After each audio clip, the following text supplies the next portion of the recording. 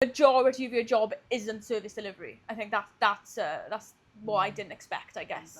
Because but like I said, I kind of did anticipate it because that's why I posted for so long without asking. But that was intuition. It wasn't me like knowing that I needed to do that. You know, mate. I was just trying to get out of the army.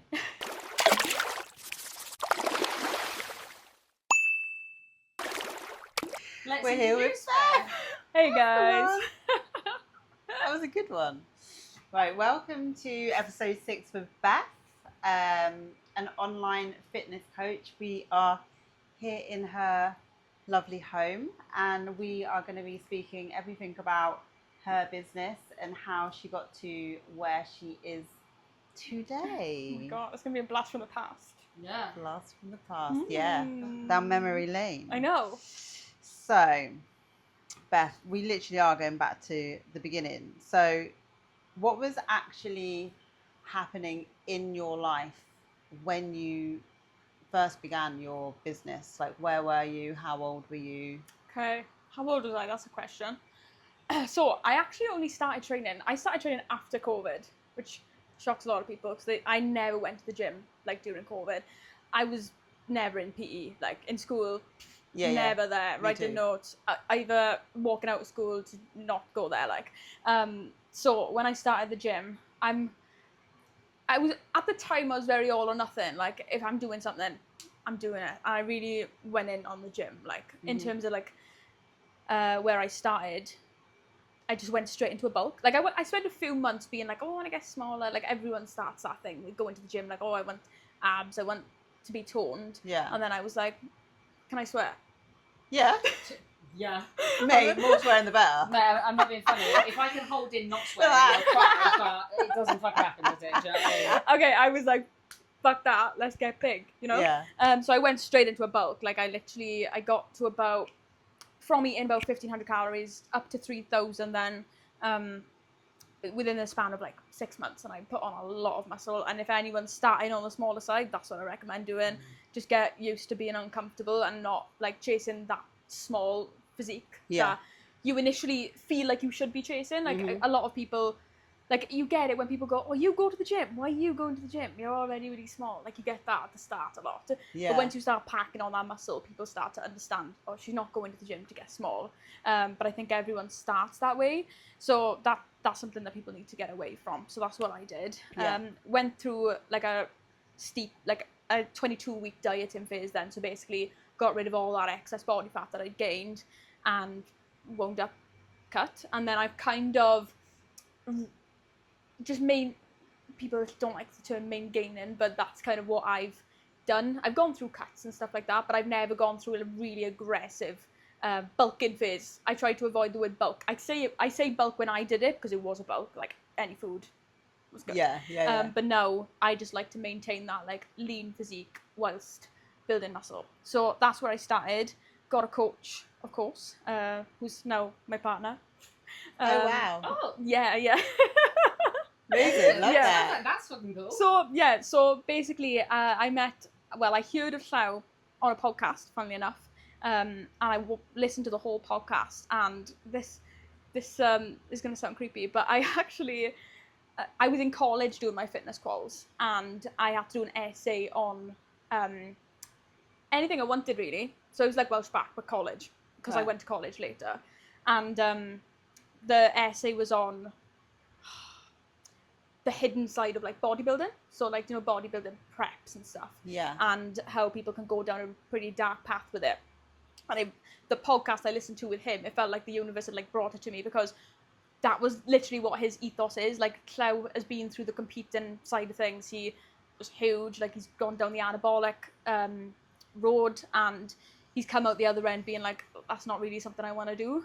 So he kind of made that podcast about that. So it was like perfect for my essay. Wrote the essay, then hired him as a coach, because obviously I built so much like rapport and trust with him through that podcast.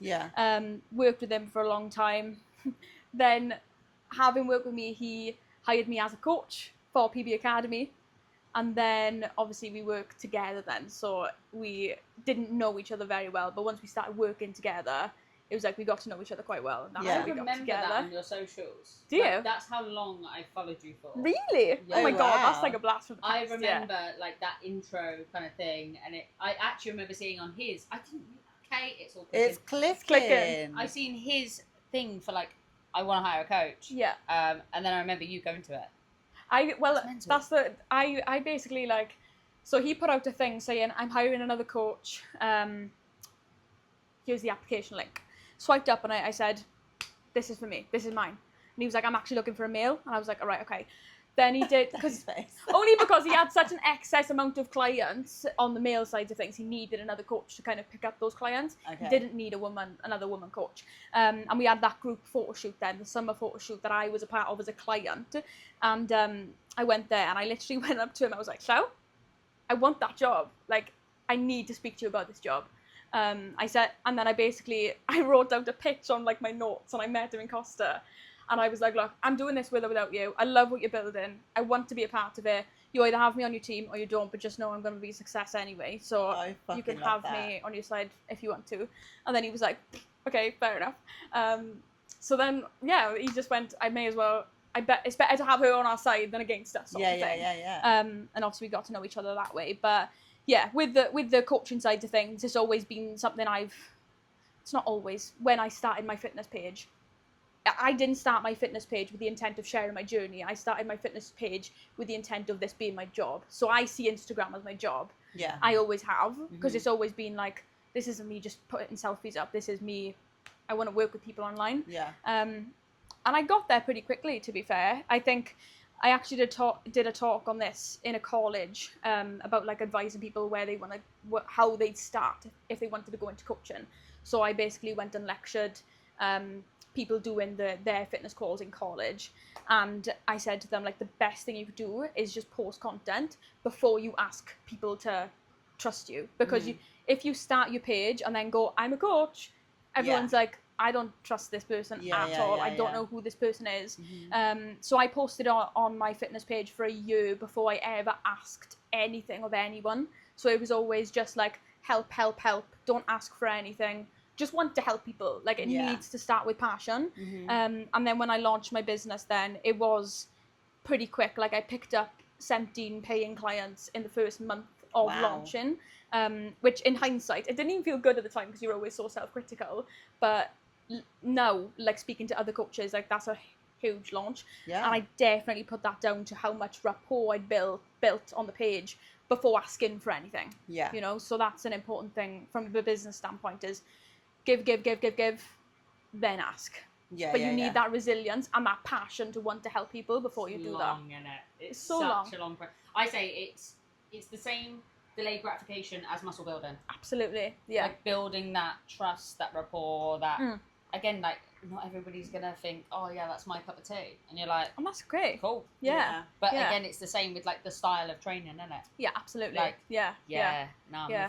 with you. Because I've had people come to me, they're like, I want to do a high rocks. I'm like, I don't think I'm the right girl for you. Yeah. And I'll tell people that straight up, you know, because it's important to be honest. And like I said, caring for that person, it's not about just like about grabbing money, is it? It's about wanting to help people. And yeah, it's got to start with passion, but then after that, then needs to come resilience to be able to post with no return and be okay with it and have trust that one day it'll happen and things are going to be good. That's what you need for sure with any business, like even fitness coaching or anything. Consistency is key.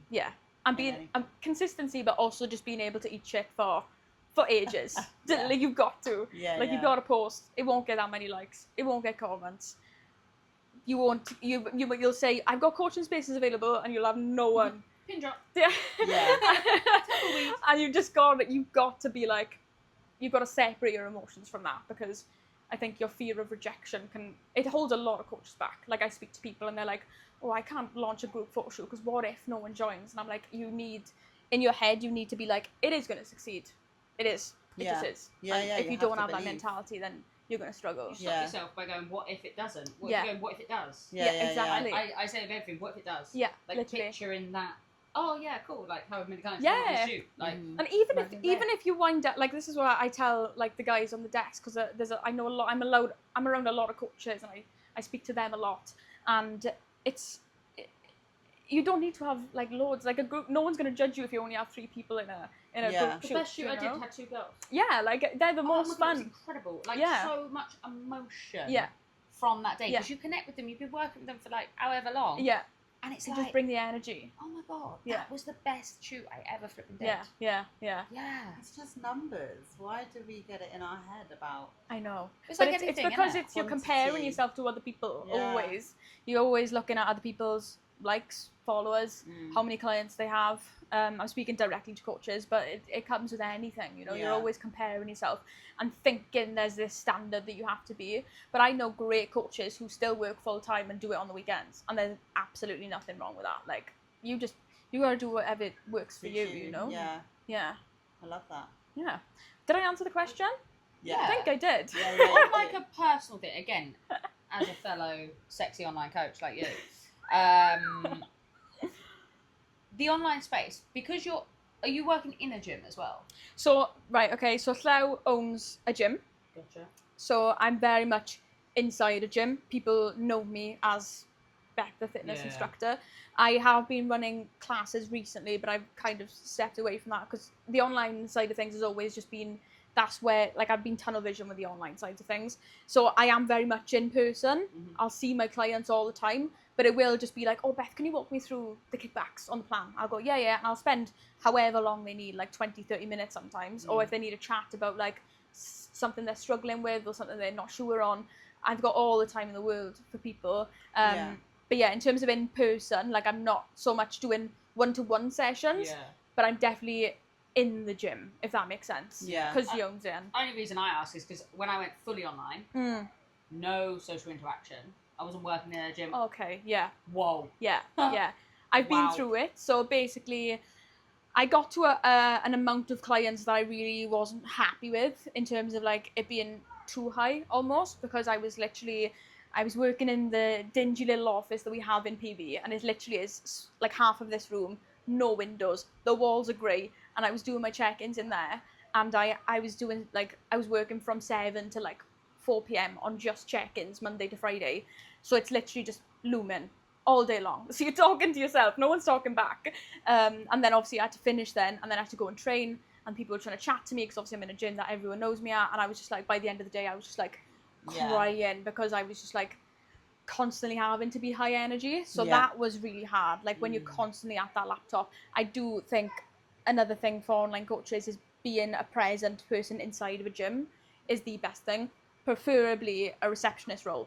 Definitely. Like, if you're someone looking to be, like, go to online, which I know it looks like this whole dream thing. You see people in Dubai, you see people in, well, that's all they go to really, or Bali or whatever. A lot of coaches don't get there, and most people don't want to get there. I definitely don't. I just want to help as many people as I can and just be a positive light wherever I can be, and being in a gym definitely helps that. Like, you've got to be there. And I worked in snapping croissants for just over a year, and that was the best time of my life for fitness coaching, because you get to speak about gym all day. So I worked at McDonald's for 4 years, and I absolutely didn't love it, but the work ethic it's instilled is like next to none. Like, you've got to work hard there.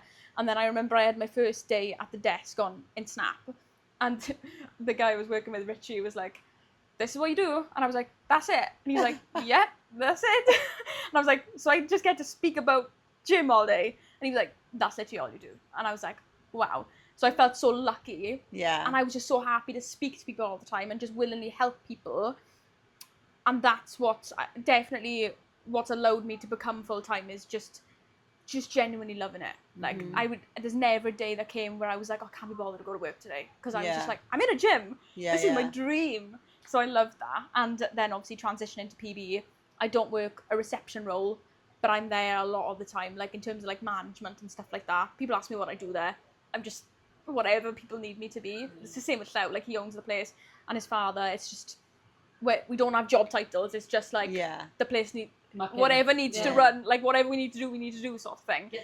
Including bringing in new plants. That is a large part of my role. Honestly, that reception was so boring before I got my hands on it. It's now covered in plants, and I think it brings good vibes. Yeah, it brings your vibes.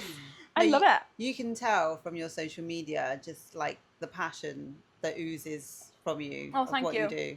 I'm glad that is displayed. Yeah. 100%, man, No, but 100%. even your content, like you're so thorough. Like you really go to the depths of what you're doing, explaining it. Like, so if somebody wanted to go on there and like so many times I've been onto your page being like, oh my God, how do I do this? And I'm like, I'm sure I've seen Beth do a reel on this. And it's just, it goes in Oh, that's so really good to well. hear, honestly, yeah. Like I said, I see Instagram as my job. Like, I think whether people are paying me or not, if someone texts me for help, my job as a coach is to help them. Whether they give me money or not is a separate thing. Yeah, I love that. And the way that I see it, like I tell the guys all the time, because a lot of coaches, there's a big misconception that you shouldn't give too much away. People think that they're like, oh, well, I don't want to tell too much because then people don't want to come to me, and I'm like, what? But people need to trust you. Yeah. But also, if I tell someone do this for free, and they go and do it, and they get amazing results, they weren't right to work with me anyway. And I just think that's so good of them to be like, if they've got that motivation and willingness and the willingness to do what I've told them to do for a long period of time, and they get results without having to have a coach, that's such a win. Like, it's such a win. Everybody wins. Yeah, exactly. Because then the people that do need your help are able to get your help. Exactly. So, like, nobody's wasting money, nobody's wasting time. If you're like, go and do this. For fuck's sake, just get it done. Guys. Yeah. Like, so. The thing is, a lot of it is simple. I want to be careful saying that, but it is simple. It's just being able to consistently do it for long enough, and also drown out the noise, because obviously we're in this age of information where everyone's telling you to do different things, and I think it's not dangerous, but it's not helpful for people who are trying to start, and they're starting at ground zero, and they've got these, like we talk about hooks online. People say absolute things when they're not absolute, and it really bothers me. Like, I try my best with Instagram to always disclaim what I can and just not speak in absolutes. Like, do you know what people are like, this is the best exercise for this, or this is why you're not losing fat. I'm like, you don't know.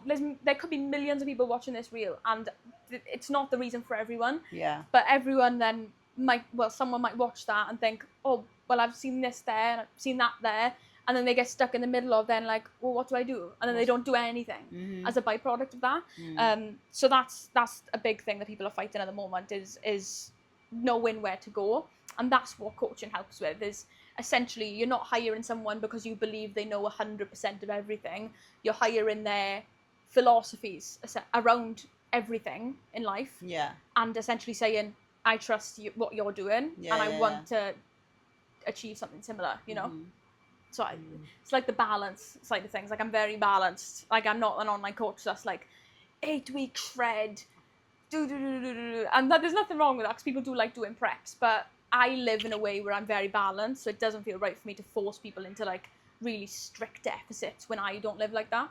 So that's kind of where I am, is some people won't gel with me, but the people who do gel with me, I really, really enjoy working with. Do you want to hold this? I feel like you two have more in common because you are both coaches, and I'm just like, no. Do you do breathwork? I'm just learning. I did go to a breathwork class.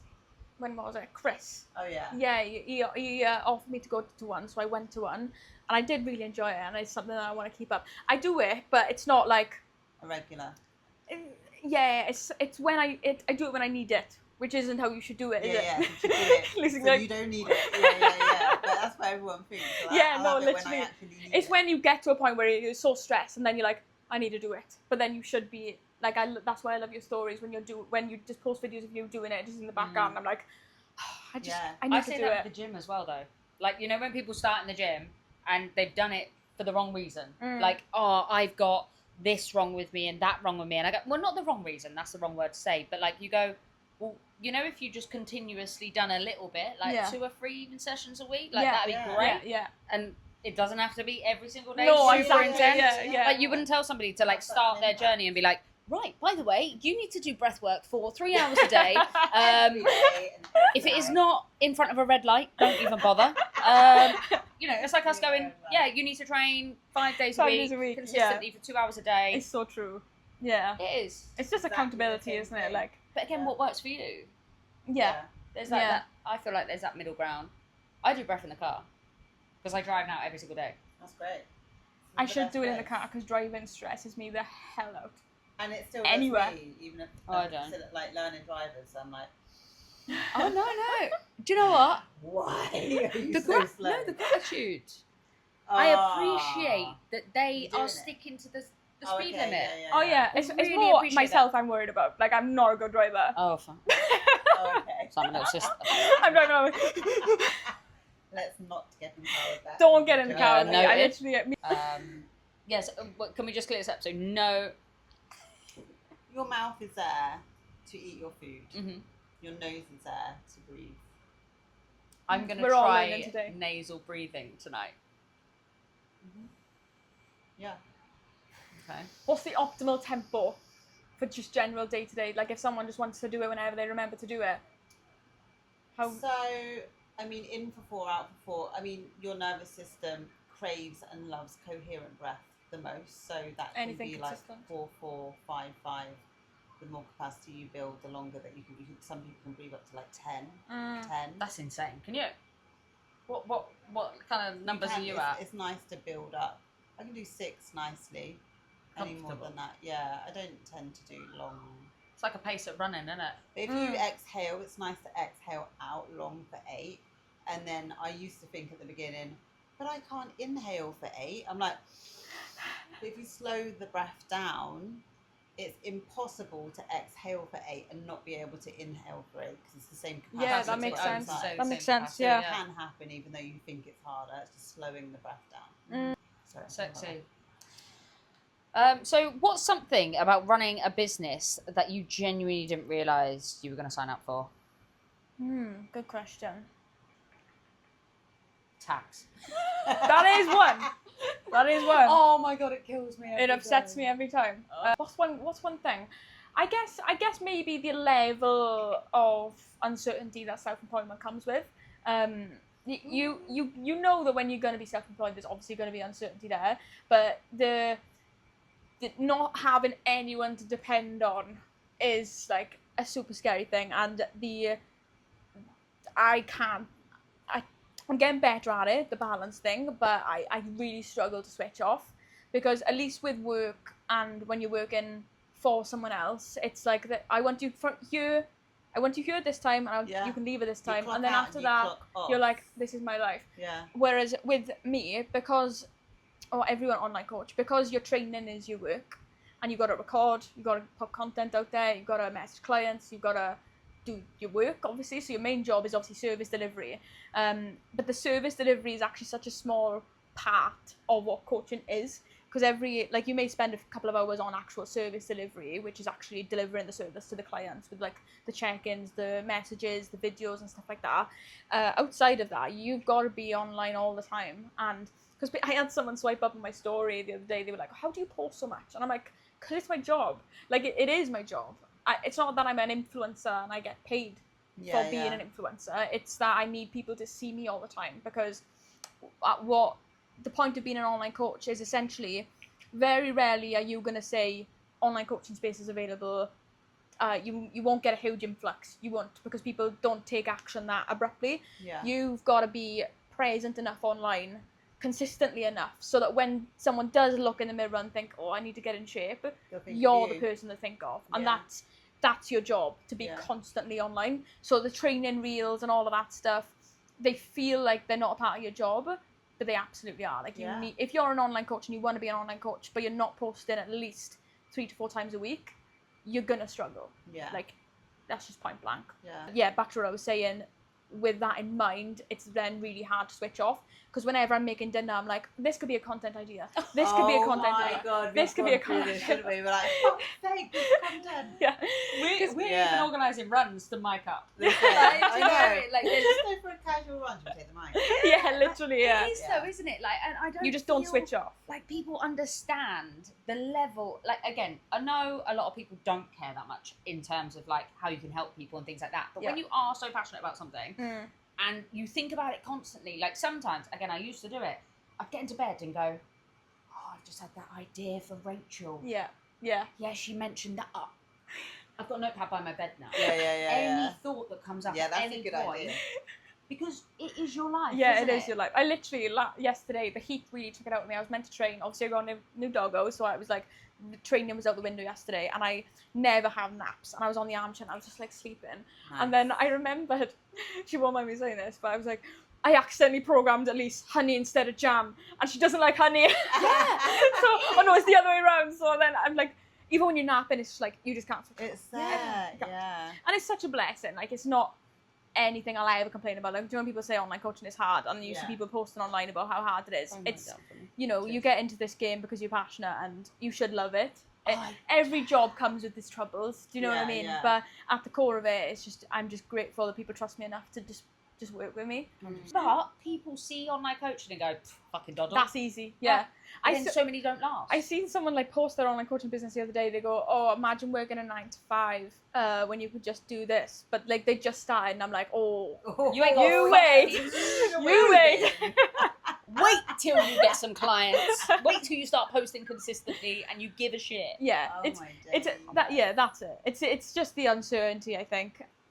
What's the part of your business that looks successful on the outside, so say like on the online world, on the space, Okay. but in reality is really fucking hard? Probably gonna sound like I'm repeating myself here, but content probably. People always say like, oh, your content's so natural.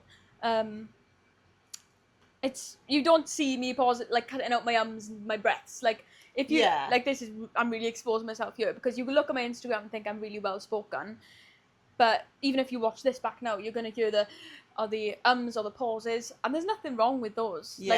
When people start filming content, they think this comparison again. They're gonna compare them to my reels. Yeah. But if you look at my reel before it got edited, it's like completely chunky. Like a 5-minute video could be 1 minute. Yes. You know, and you could just be saying things, oh, I didn't say that right.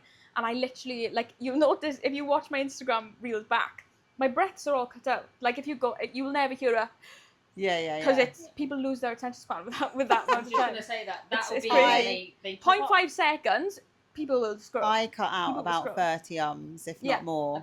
I do it a lot. But you also speak quite slowly as well. I think since I've been doing breath work, I'm really speaking slowly. Because like even with the pod, I'm like, we need to speed that up to 1.25. It sounds normal. Why am I speaking so slow? The thing is, I've got to listen to voice notes on 2x speed. And people listen to me, like, you know, people who aren't in this space, like, for example, Sarah's mum will hear me listening to a voice note and she'll be like, how the hell do you understand that? Yeah. And I'm like, don't worry about it. I do everyone on too. It's hilarious. But I'm like, I need time. People are like, they can't put me on to. Because you're too fast. It's like times 5. I'm the same. People are like that. So excited. I'm like, For example, menstrual cycle. Week before I'm due on, nothing is here. Exactly, nothing is in my brain. Mm-hmm. And surviving. then I have to, I've gotten a lot better at it recently at being like, Beth, it's okay if you don't post for 4 days. It's okay. Yeah. You can just come back to it when you do have energy. You're all right. Because I think if I don't post and I can't think of anything, I won't force it, but then pressure will build. And then it's actually harder then to think of content ideas because I built so much pressure around it. Like, oh, I haven't posted in this long. I need to post something today. But since like coming away from that and like taking the pressure off, I've been banging out like at least 1 post a day, like consistently all the time without putting that pressure on. That's great. But that's something I really struggled with, is like putting that pressure on myself. And whereas when you eat shit for long enough, basically, you have got a couple of clients who do ask questions quite consistently. Every question they ask is a content idea. Every time. Everything. Like, you can just do that. Everything. Just that. And again, coming back to if you are a coach and you're just getting your calls and you don't know what you should post, being a gym receptionist is the best thing you can do, because people will ask you questions for free. And it's like, that's the best thing, is like when people come up to chat to you and they're talking about something they struggle with or they're asking you a question, that's content every time. But again, you have to have that brain where the content's just there all the time. Like, have you ever had a moment where you seriously thought, I don't know if I can do this anymore, and what happened next? Definitely. With the like I said earlier, when I did have a high capacity of clients, basically, like I between working for myself, but then obviously PB Academy, I had 2 audiences. I had my own, where I was already being able to be a full-time coach, but then I also had the influx of what was coming through PB Academy, Llyw's business, because Llyw had a lot of just leads on his side of things. So they were all basically getting funneled down into me, and I was just like suffocated in the end with how many people I could work with, which is why I stick to a capacity now, and I stick to it. I'd rather have an amount that I'm comfortable with and be comfortable and happy and be able to do all the things that I love and enjoy, because there was a time where it was just work, nothing else could happen. I'd be like, I can't have a plant, I can't look after a plant, there's no time. I can't have a dog, I can't look after a dog. And like I wouldn't make the bread would not be a thing. And I guess that's kind of why like I do have a bit more of a personality now online. When I first started the page, I started as a coach, as I said, and I've always just stuck to that. And it's because it's all I was. Like I was just a coach, and that gets suffocating eventually when there's too much on your plate.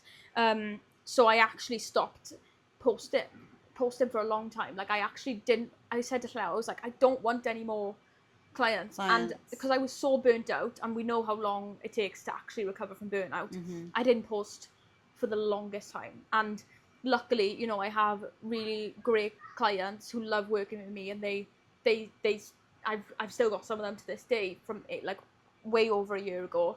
And then I got back to a place where I was comfortable again, and then I was like, okay, I can breathe again. And that's when I started being like, right, there's more to life than just working constantly. Yeah. But I do want to keep busy all the time. I don't want to do nothing. So that's why I bought a lot of plants, and then I started making bread. And yeah, that's kind of what I do. That on your Instagram, I love, because you just share the snippets of the things that you actually love in life as well, which is just so nice. Yeah, I actually struggled to share that for ages. Like my nail tech was actually the girl who was like, Beth, just put, because month after month I was going to her getting my nails done, and she was like, have you posted anything about you yet? And I was like, no, people don't care about me. Like people just want to know how to grow their glutes. Like people don't care about me. Why would people care about me? And then I was like, right, I'm gonna challenge myself. I'm gonna post these seemingly pointless things outside of the business. Like when I post things about plants now, it is just because I want to post about plants, not for the business. And I was posting things about the bread, and I actually need to make a reel on it, because at the start I was like, don't post about the bread, like no one cares about the bread. And the bread's got the amount of people who care about the bread, the amount of messages and voice notes and people coming up to me in the gym I don't even know, like people I don't know come to me, oh, that loaf of bread was so good yesterday. I know you for Bum and Bread now. It is Bum and Bread. Beth is Bum and Bread. Bum and Bread. That is the new brand. Yeah. So yeah, I guess that's something I struggle with, but that's more of a personal thing. Like my instinct has always just been, no one cares about you. Like not in a victim way. It's just you know, no one cares about that stuff. So I know you for glutes, obviously. I'm like, if you want a big bum, you go to Beth. but also from a different standpoint, somebody could look at you like, I just think you're such an old soul. Yes, I definitely am. You've definitely been here before, and even your philosophy on life and the way you talk about things, and then the way that you care for plants, and then how you talk about it like the same as you would in your training, you know, like showing up for it every day, how you care for your body and stuff, just everything you say. For me, like looking for a coach, all of that aspect would weigh out more than the glutes to come to somebody because of who they are. And I'd be like, oh yeah, I really feel that connection. No, I'm glad. And now I want a big bum.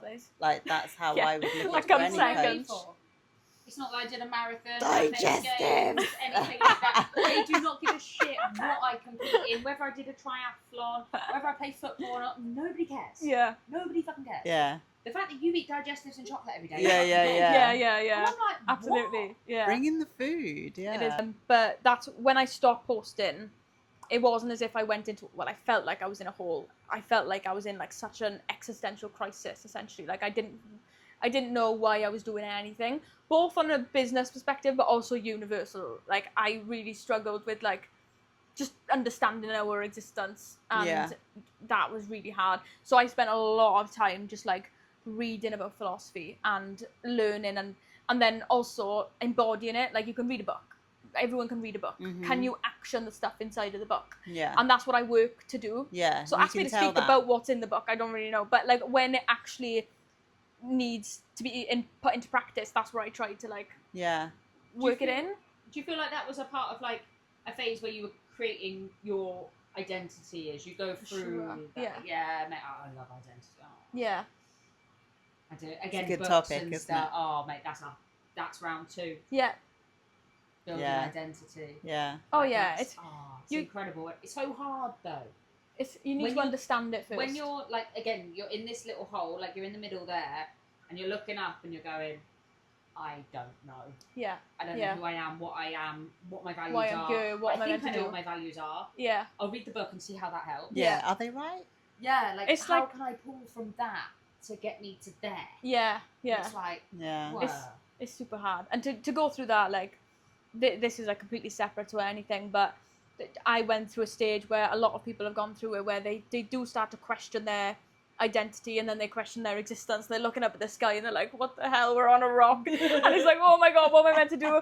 And then everything felt pointless. Like I got to a stage where like training felt pointless. I still trained because it's just who I am. I don't know what else to do. Yeah. But at the time it was just like, why am I even training? Why am I getting a big bum? I'm just gonna die. Why am I looking after plants? I'm just gonna die. Like, why am I doing anything? I'm just gonna die. Oh Like, wow, that's deep. yeah, like it was that bad. Like Have you got to there? Yeah, I was just twice. It felt like I was in a Fuck. hole, like honestly, where it was just like, what's the point in anything when we're literally just not gonna be here in a couple of Do years? we have to go through that?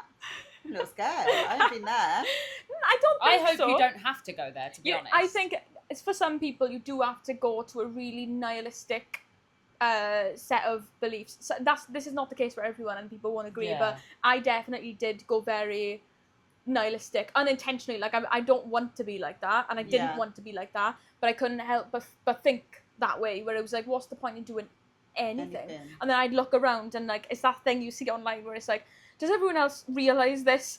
But like you just feel so alone, you know, because you're like, I know this thing. Does everyone else know this thing? And the reality is, you're not above anyone for thinking that. Like everyone, whether they're aware or whether they're not aware, it doesn't matter. Like the most important thing is that your existence is finite, and whatever you do with it is whatever you end up with. And you can choose to just be like, oh, what's the point in anything?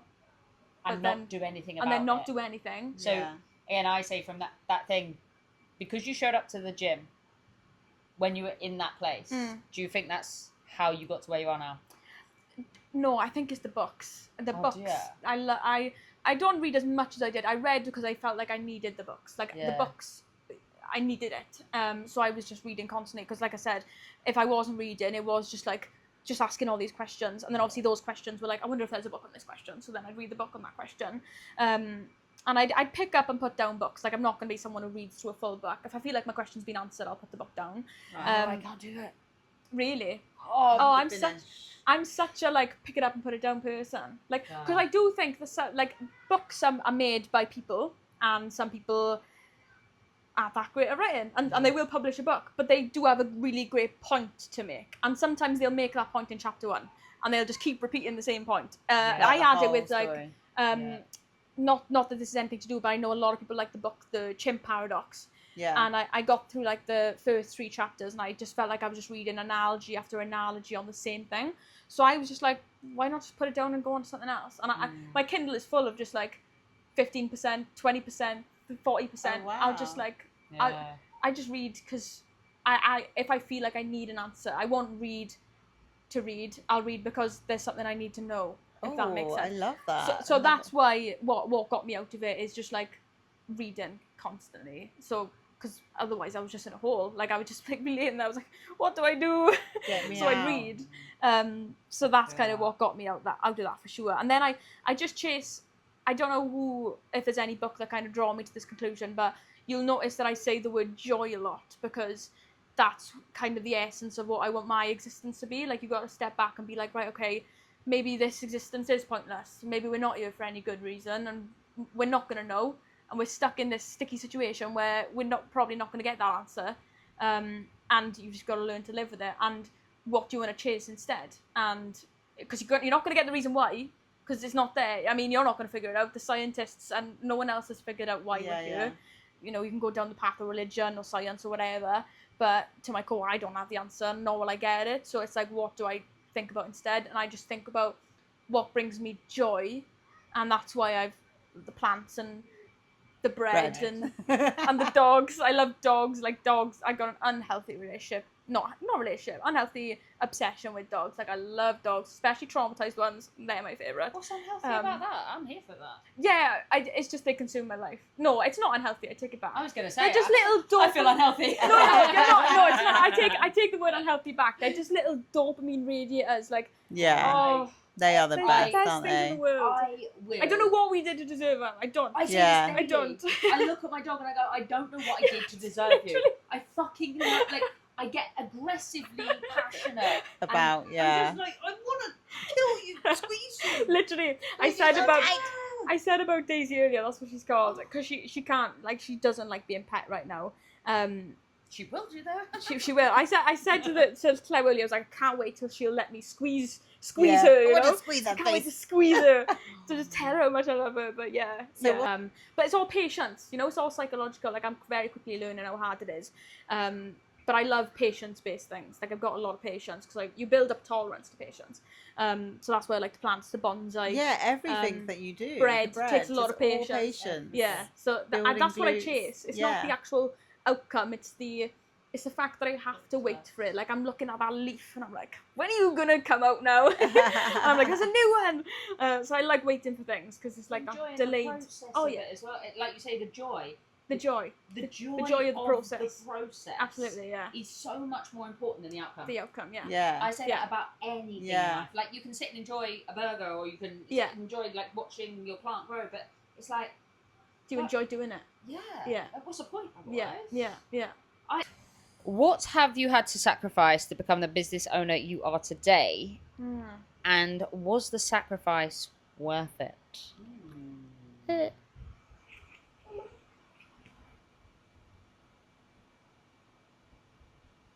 What did I have to sacrifice? Nothing. Ooh, clearly. Or it's No, I just sacrifice. I guess sacrifice doesn't always mean a bad thing. So I do believe that anything that happens is how it's meant to be. So like I don't think there's anything bad that I've had to sacrifice. Yeah. It's just an old life, really. Like becoming a business owner is like, it's not something you can just do as if you're doing a job. Like I said, it consumes you a lot. And at the start, I definitely had a very unhealthy relationship with it. Like I would always, if I wasn't at the laptop screen doing something, I just feel terrible. Like I couldn't go out with friends that I had at the time.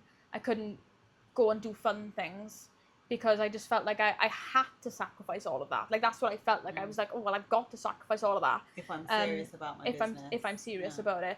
And so I did. Like I sacrificed more or less everything about my life to go 100% all in coaching, and I did sacrifice everything, and it's only now I've come out the other end where I am starting to get these things back. But I did sacrifice like everything of who I was. But I like I said, I think I was meant to do that, like for sure, because that going back to that person's a lot different to how I am now. Because to go like obviously deeper, there's so many different things, like compartments to my life. But like when I was in school, like I was a mute kid. Like I didn't speak and I didn't know how to speak. And like if anyone tried to, like when I was in school, I didn't have friends. Like I was the girl who'd like, no one saw me. Like there's a lot of people in school now who look at my page and they're like, that's her. Are we the same person? No mate? way.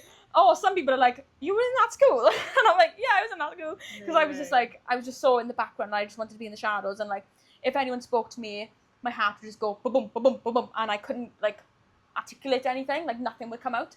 And that was just me as a child, to be honest. Like I couldn't speak. The only reason I started speaking in life was when I got my job at McDonald's, and it's why I hold that time of my life so highly, because it's where I learnt my social skills almost. Nice. Because working McDonald's, if you don't speak, you're gonna get slaughtered. Like people are gonna scream at you. Like you need to communicate. Like you can't work in there if you can't communicate. Yeah, it's like a production line, right? So yeah, literally. Like you've got people shouting, "Go, ah, Big Mac on line 1!" And you've got to shout back, otherwise they're gonna come and scream at you. Not in a bad way, but like it's so busy. I worked in Trostra as well. Trostra's one of the busiest ones. Wow. Make the queue through there on a Friday. Yeah, it's insane, and it's like it's constant. So you've got to speak. So that's why at the time I didn't like the job, but. If I had a child, they'd go into McDonald's because it's like they learn how to work hard. Yeah. And that's where I learned my social skills. So, and then I did become, I just, we talk about identity. My identity was built on what other people needed me to be, not what I needed myself to be.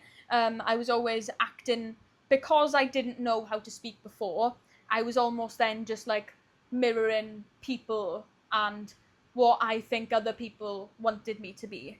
So I kind of built that identity, so I didn't, that's why I have this thing of like, no one cares about me, just be what other people need you to be. So it's a massive like people pleasing thing, which a lot of people have.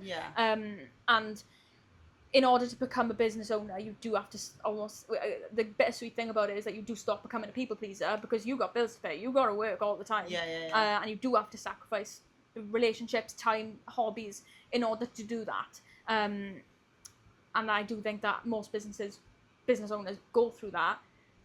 Whether they come out on the other end of it is another thing. But that's something I sacrifice, is my old identity, I guess. But it's a good thing, because that person wasn't me. Yeah. It was just a mirrored version of what my environment wanted me to be. So I basically had to change my environment, because obviously you work at McDonald's, you go into a gym, it's the polar opposite, you know? I think that's why the environment's so important, isn't it? Oh, yeah, And like for you sure. say there, with that identity, and then you go out and you go, I get to be what? Yeah. Like, what Yeah. can I be? Yeah. Anything. Mate, honestly, I can resonate so hard with all that. Yeah. Like, all of that. And So much. It's with the gym, like a lot of it is my obviously self progression started with the gym, because I found my self value in the gym almost. Like, it's why I preach about training intensity all the time. Yes, it builds your bum. Yes, it builds your quads. Yes, it builds all the muscles. But what it does up here for me, it's next level, because you just, when I'd be like, I can't do that, I'm too anxious. I'm too anxious to go into Tesco's. I'm too anxious to do this, and I'm too anxious to go to the gym. But once I started getting into the gym and pushing myself to those limits, where you'd be on the leg extension, like I remember vividly doing hip thrusts and leg extensions, and my brain was like, oh, this is burning, stop. And I was like, no, I'm gonna keep going. And you do like triple the amount, but your brain told you to stop well before that. And I remember just sitting and thinking and being like, at the time it didn't feel like so important, but you can do hard shit. Like you could say, I'm too nervous to do this, or I'm too thing to do that, but your brain might be saying that, but that's not the reality. It's just there to protect you, isn't it? It's a survival Yeah. instinct. Yeah. Your brain is always trying to protect you, but you've got to be like, you've got to have a part of your brain that's like, no, it's okay, we can do that. It's scary, it's uncomfortable, it might not even end well, but it's what's the worst that's gonna happen, But did you die? But did you die? Mate, I say it all the time. Yeah, literally. Honestly, in my head, I'm like, I can't do that. Yeah. I do it, and I'm like, did you die? Yeah. For sure. I just see that meme. Yeah. Okay. So this is a little wild card question here. Wild card. Yeah. Never been asked before. I'm scared. Yeah. Be scared. So what's something that you've never said publicly about being a business owner? You're a millionaire. Oh my god. That's a hard question. There's not much I haven't shared, Quite I open. never talk about like financials, because I just think that's something you should always keep. Yeah. And people get too touchy about things like that, don't Oh they? yeah. Yeah. Yeah, we had that convo about money down here. It's a bit weird, isn't it? Weird conversations. Something I've never shared before. Oh. How about if we brought it into, because we like this one, don't we? Because we all have them. It's like, what would probably be the most repetitive, intrusive thought that you have as a business owner? Intrusive thought. Is my plug good enough? That then you're just like, fucking shut up and get on with it. That's not true. You get self-doubt a lot of the time, for sure. Yeah. There's a lot of times where I'll convince myself I'm not being a good coach and I'm not being what the girls need me to be. But then I go through and, how you post your wins on social media. I have a lot of trouble posting girls' wins on social media, because I just feel like, I don't know, like, I never think of it when other people say it. Like, for example, someone posts how many clients they had one week. I just think, I could never do that. I couldn't do that. It makes me cringe. Makes me cringe. And just like, how many clients I don't they toot had. my own horn enough. That's one thing. I don't toot my own horn enough, and I don't look to do it either. And then sometimes I'll spiral and think, oh, the girls I'm not being what they need me to be. I'm having a bad day. I haven't texted them back in like 4 hours because I'm doing something, and oh, it's a Tuesday and I should have texted them back by now. And then I'll sometimes spiral and think you're not being what your job is. Yeah. And I think that's the hard thing of coaching, is that there isn't a standard. There's no policies. There's no one saying, oh, here's a checklist of what you need to do. Like, there's no one doing that. And you have to do that yourself. And obviously there's always that element of self-doubt of, am I doing enough? Am I being what they need me to be? And as a coach, you need to establish what that is. Because a lot of coaches are hands-off. Like, sometimes some coaches won't reply to clients for a week until they're checking. I know. But some people just operate that way, and I guess that's how it is. I think it's more so for people who work with, like, high-end athletes. I don't know. It's personally not my standard, because the people I work with they got a lot of emotional barriers to overcome around, like, food and, like, the gym and, like, that all or nothing mentality. So they need that support, consistent support all the time. So I'm a daily replier. Like, I'm replying a couple of times a day. And if I don't do that, like, I will get in my own head. And sometimes hormonally, like, I think the menstrual cycle is such a huge part of us women and what we go through, and that does affect me. And, like, do you know how, like, sometimes you can have, like, bad body image days, or sometimes you can think, oh, everyone hates me. Sometimes I'll think, the girls don't like me. The girls don't like me. Everyone's gonna leave. Everyone's gonna leave. They've realised that I'm not good, I'm rubbish, and they're all gonna leave tomorrow, and that's what's gonna happen. And that's something I guess I don't see about, because hormones. It's just self-doubt, you know. Yeah. I'm battling that self-doubt, and that's in emotional regulation. Like, everything you speak about is just being able to you can't get rid of those thoughts and feelings, but how do you manage them? Breath work. Because that's how you act with them as well, isn't it? Because you could spiral, you could continue to spiral, but you hold it, and you go, question to the jury. Yeah. Bullshit. Yes. I think the key is, fine with that. Yeah. That's it. The key is to just not I'll hold my hands up. I'm talking about how much I love a book. I haven't picked up my Kindle in way over 2 weeks. Like, I don't put any pressure on it. I only read when I feel like there's a question I need answered, and once I feel like that question's been answered, but also I'm actioning it in daily life. Yeah. So when something happens, my knee-jerk reaction isn't to spiral, it's to do the thing that I read. Once that's done, it's like, well, I don't need to keep reading that book anymore. The problem has been solved. I'd love you to share some of the books that you've read.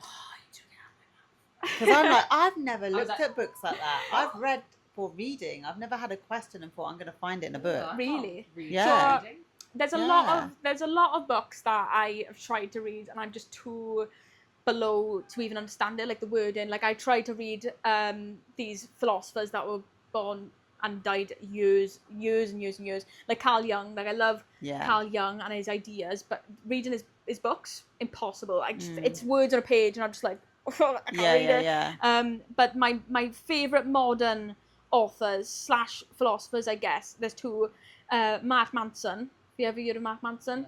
He's got a best-selling book. It's the first book I, like, proper read where I felt like I think that's why I love it so much, is because I felt like that book was what I needed, and it really connected. Like, so the first one's called The Subtle Art of Not Giving a Fuck. So it's an orange book. That's the best book I've ever read. But I think it's because it's the first one where I was like, oh my God, I feel it to my core. Like, I feel it. And I read that. And then his second one, Everything is Fucked, is so much better once you with the blue one. Once you read the orange one and then you read that one. I wish I could read it again for the first time. I wish I could pick up that book. I haven't read it. I'm jealous of you.